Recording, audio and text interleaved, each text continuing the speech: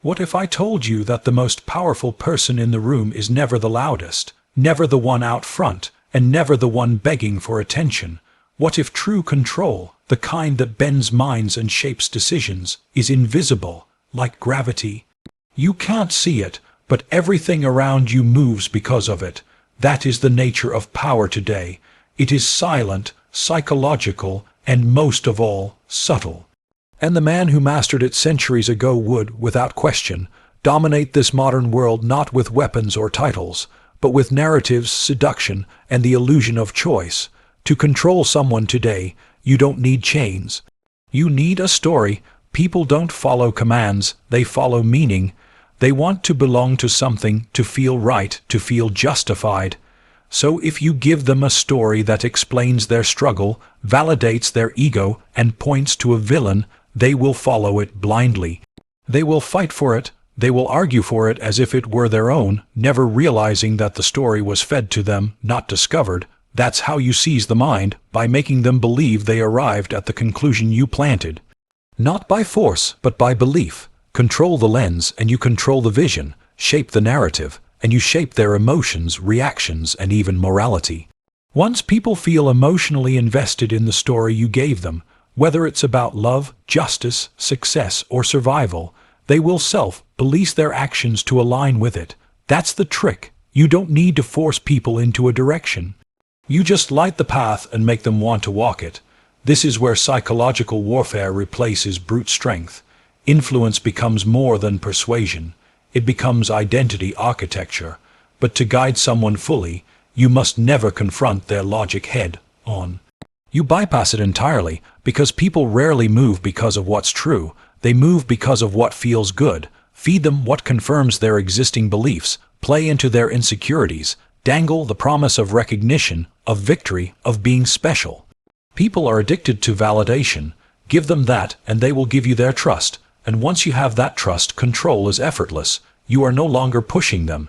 They are pulling you forward, begging for your guidance, defending your values, fighting your battles. And here's where it becomes even more dangerous. The ultimate form of control is not when someone obeys you. It's when they believe they're free while doing exactly what you wanted. That illusion of autonomy is crucial. If someone feels forced, they resist. But if they believe the action was their own idea, they commit to it fully. So the art of control is the art of suggestion. You plant thoughts like seeds and step back. You let them grow inside the mind until the person nurtures it like it was always theirs. This is manipulation dressed as free will. The modern controller would never demand attention. He would give the spotlight to others. He'd operate from behind the scenes, pulling strings without leaving fingerprints. He'd never scream authority. He would whisper solutions. He would appear humble, even selfless, all while orchestrating entire movements. That's the beauty of it. The more invisible the control, the more absolute it becomes. Control today isn't about domination. It's about invisibility, about being so embedded in someone's psychology that they can't separate your influence from their own thoughts. And the most brilliant controllers are those who never look like one. They come as allies, as supporters, as listeners. They ask questions, not give orders. They offer guidance, not instructions. They empower others to act, but only within the limits of a carefully crafted mental framework. The modern manipulator would use silence as a weapon. He would know that every word spoken creates an echo in the mind, so he chooses his words carefully, not for truth but for effect. He knows that perception is more powerful than fact. He understands that people don't see the world as it is. They see it as they feel it is. So if you can shape their feelings, you can rewrite their world. He would not need armies. He would need followers. Not soldiers, but believers. Not servants, but loyal minds. And loyalty today isn't built through strength. It's built through emotional investment. Make people feel understood, needed, chosen, and they will tie their identity to your presence. Betrayal becomes impossible, not because they can't, but because they won't. He would create environments that reward obedience while punishing rebellion subtly, not with brutality, but with exclusion. Make people fear being irrelevant, make them terrified of being forgotten, and suddenly they'll fall in line, not because they're weak, but because you've made them believe that your validation is the gateway to their significance.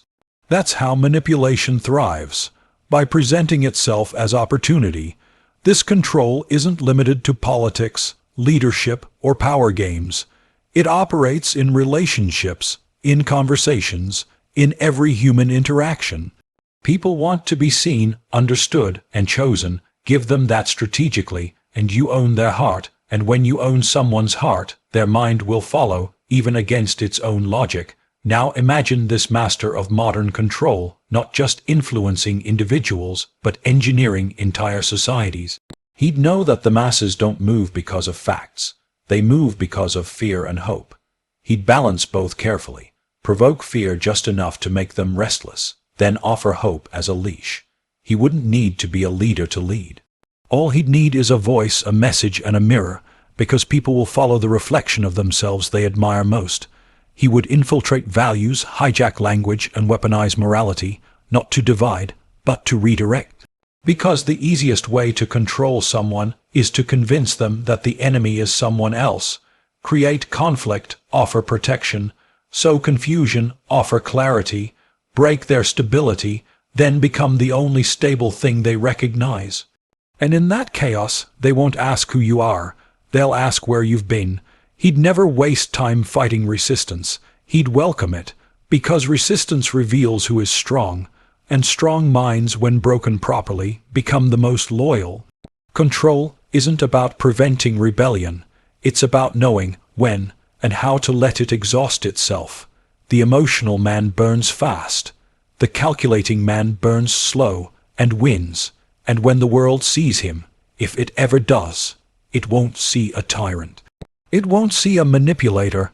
It will see a savior, a helper, a voice of reason in madness.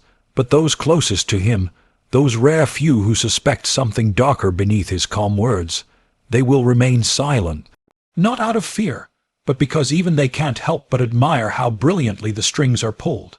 And in this quiet awe, the world will keep turning, unaware that its direction, its tempo, its rhythm, was never theirs to begin with. Control the narrative, not the person. This principle is the cornerstone of true influence and power, especially in a world inundated with information, noise, and competing voices. To understand how to control someone today, one must first grasp that people do not respond to raw facts or commands. Rather, they respond to the stories that frame those facts and commands. A story shapes perception, meaning, and ultimately, behavior. When you control the narrative, the story people tell themselves about reality, you gain a far deeper and more lasting power than simply ordering actions or forcing obedience. The narrative becomes a lens through which all decisions, emotions, and allegiances are filtered, often without conscious awareness. People are naturally drawn to coherence. They want to make sense of the chaos around them. When presented with a story that fits their fears, hopes, or identity, they embrace it because it reduces uncertainty and provides psychological comfort. This embrace often leads to deep emotional investment. Once invested, people will align their behavior to support the narrative, defending it fiercely even when it conflicts with objective reality. This is why controlling the narrative is not about convincing people of objective truth. It's about crafting a version of truth that feels authentic, urgent, and personal to them. The narrative does not have to be factually accurate. It only has to be believable enough to become their mental framework. When you control the narrative, you effectively rewrite the rules by which people live. For example, a person might experience a setback in life, but if they adopt a narrative that frames that setback as a test of character or a stepping stone to greatness, they act differently than if they see it as failure or punishment. The narrative shapes their motivation and resilience. This power to shape motivation is the true essence of control, because motivation precedes action. Without motivation, no order or instruction can be enforced effectively. But motivation generated by narrative is self-sustaining. People internalize it, repeat it, and live by it. Control through narrative also capitalizes on the human tendency to seek identity and belonging. People want to feel they are part of something bigger than themselves. When a narrative taps into this desire, offering a sense of purpose, a cause to rally behind, or a community to belong to, it generates loyalty that is far more powerful than fear or obligation. This loyalty leads to voluntary compliance, sacrifice, and even zealotry. The controlled narrative becomes a social glue, binding people together and binding them to the controller without overt force. This is why movements, ideologies, brands, and leaders who master narrative control often enjoy almost fanatical devotion. Narratives are flexible and can be adapted to different audiences. The same core message can be reframed in countless ways to resonate with various groups, allowing the controller to expand influence without losing coherence. This adaptability ensures that the narrative remains relevant and compelling, even as circumstances change. In today's digital age, where information flows rapidly and attention is fragmented, controlling the dominant narrative across different platforms and communities is critical. Whoever sets the dominant story often sets the agenda for what matters, what is acceptable, and what is ignored. Another vital aspect of controlling the narrative is the selective presentation of information. It's not about lying outright, but about choosing which facts to highlight and which to obscure. By curating information, you can direct attention, evoke specific emotions, and shape judgments. People rarely have the time or capacity to verify everything, so they rely on the narrative's consistency and emotional resonance. When the narrative is well crafted, attempts to introduce conflicting facts are dismissed as misunderstandings or attacks. This creates a cognitive fortress around the story, protecting it from scrutiny and enabling deeper control. The psychological mechanism behind narrative control also involves what is known as cognitive dissonance, the discomfort experienced when holding two contradictory beliefs. Once a narrative is accepted and integrated into someone's world, any evidence that contradicts it causes mental discomfort.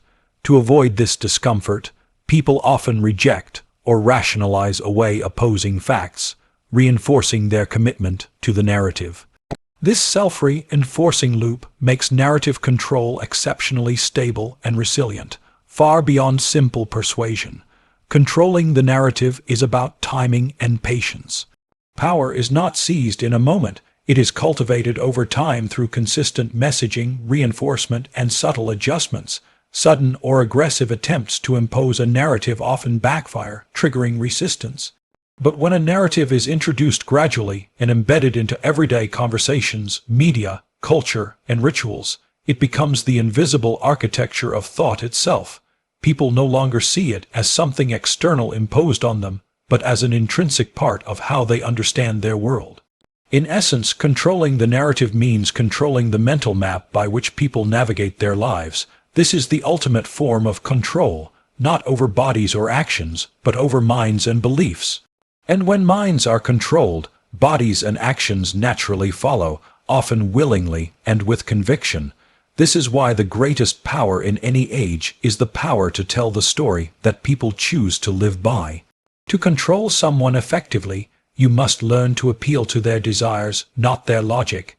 Human beings are not primarily rational creatures. They are emotional beings driven by cravings, fears, hopes, and impulses that often override reason. The mind creates stories to justify decisions after the fact, but the engine behind action is almost always desire, whether it be for status, security, love, recognition, or power. Thus, true influence taps directly into what people want at a deep, often subconscious level, rather than trying to convince them through cold facts or logical arguments. When you control what someone desires, you control what they will pursue, defend, and sacrifice for. Desire is a force that overrides resistance. Logic can build walls, but desire will break them down.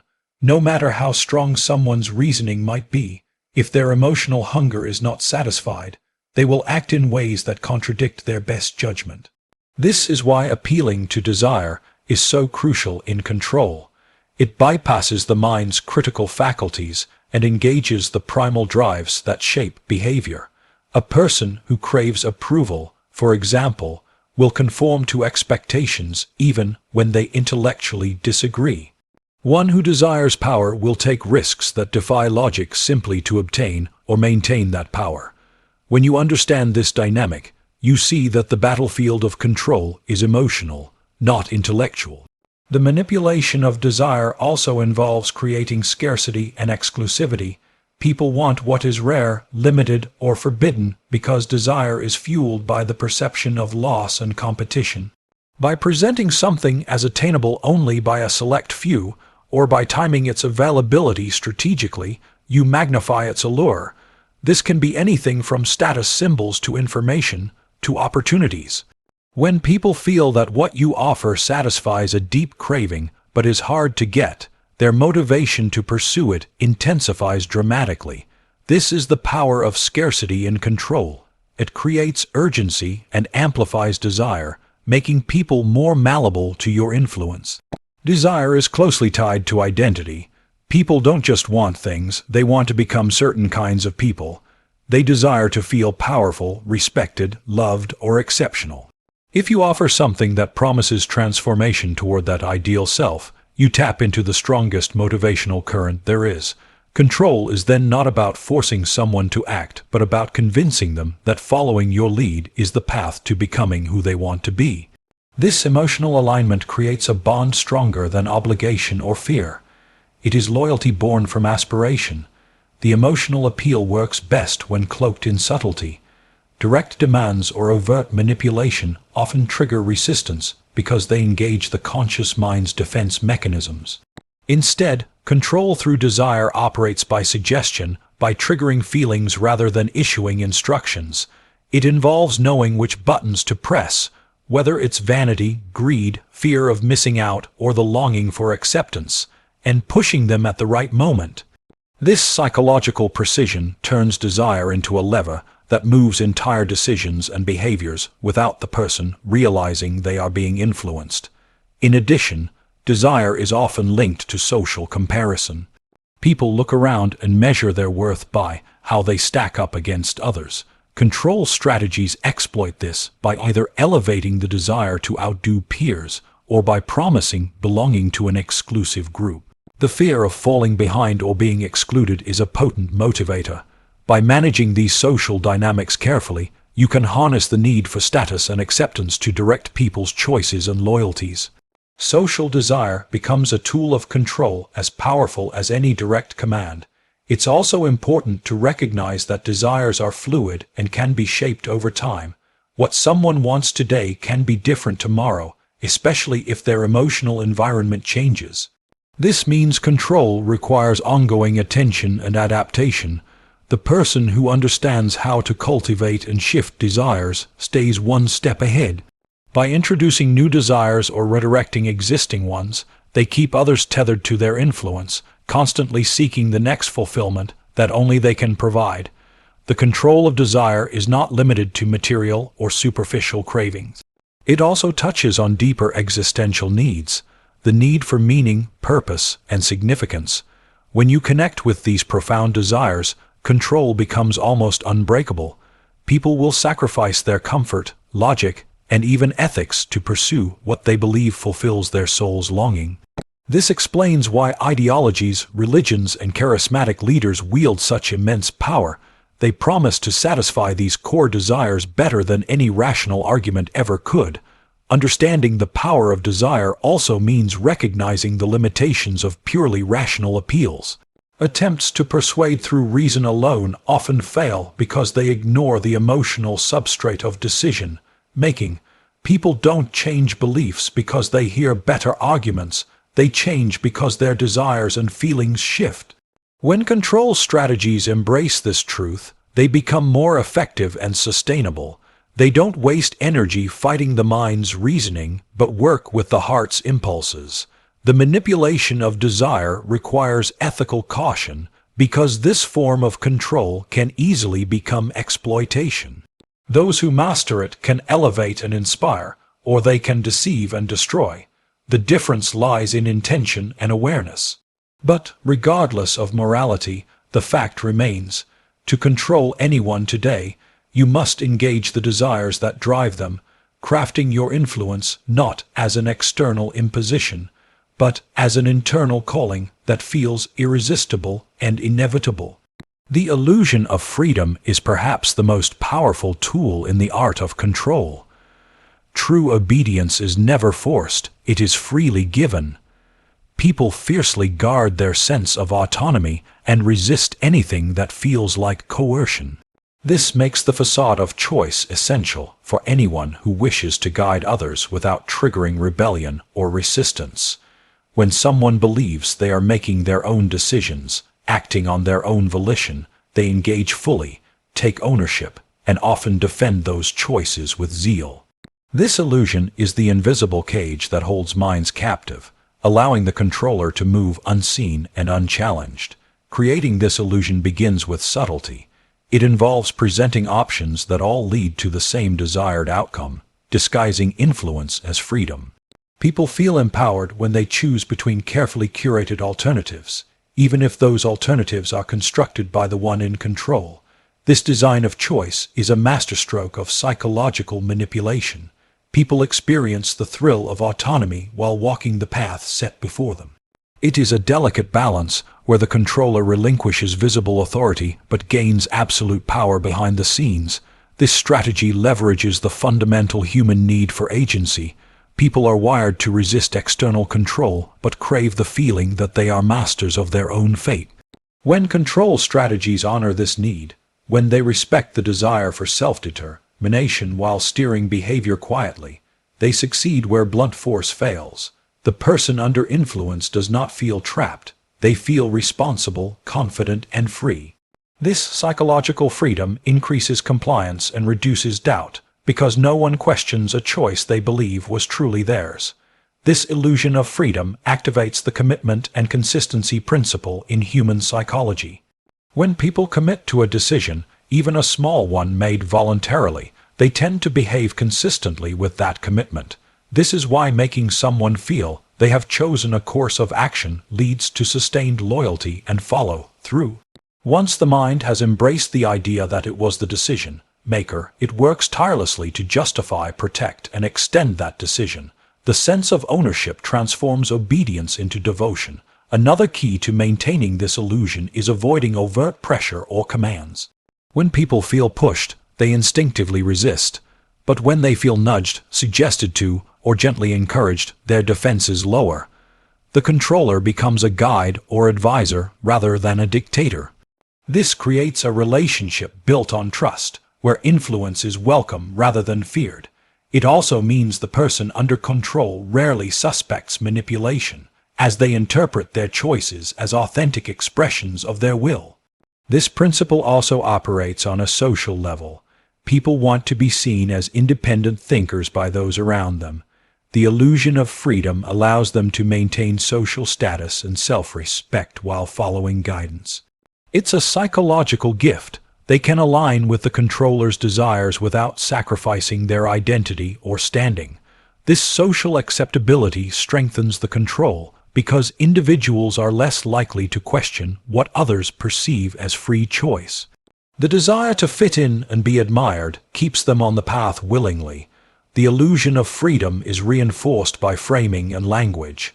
How options are presented shapes perception of choice. If one option is highlighted as more desirable, or if certain choices are subtly excluded, the decision maker feels free but is funneled toward the intended outcome. This is often done through carefully crafted messaging, cultural norms, or environmental cues.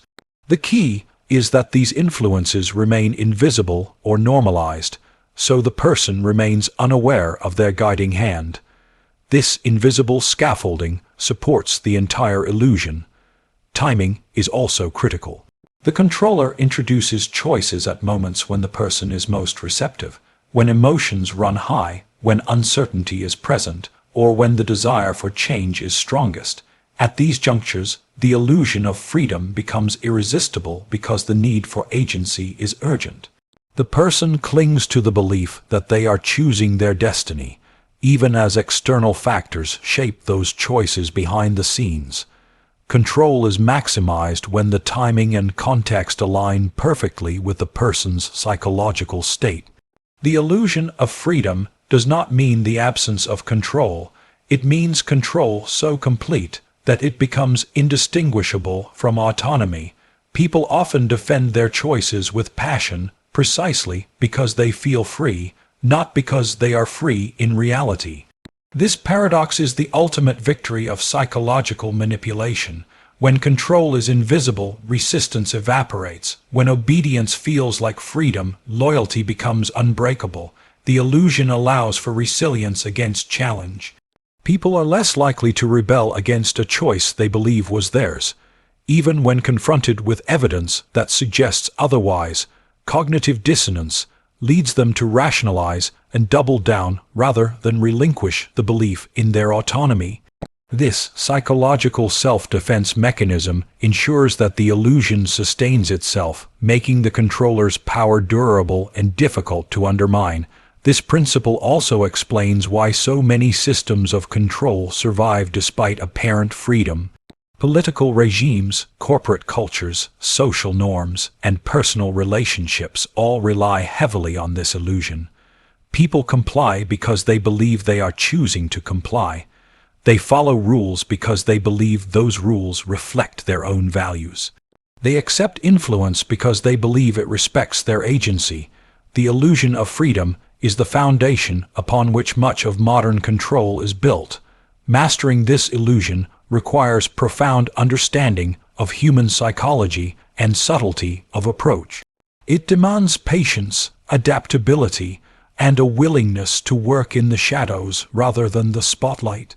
Those who grasp this truth become architects of influence, crafting invisible prisons where minds are captive yet willing, where control is absolute yet undetectable, and where the appearance of freedom masks the reality of domination.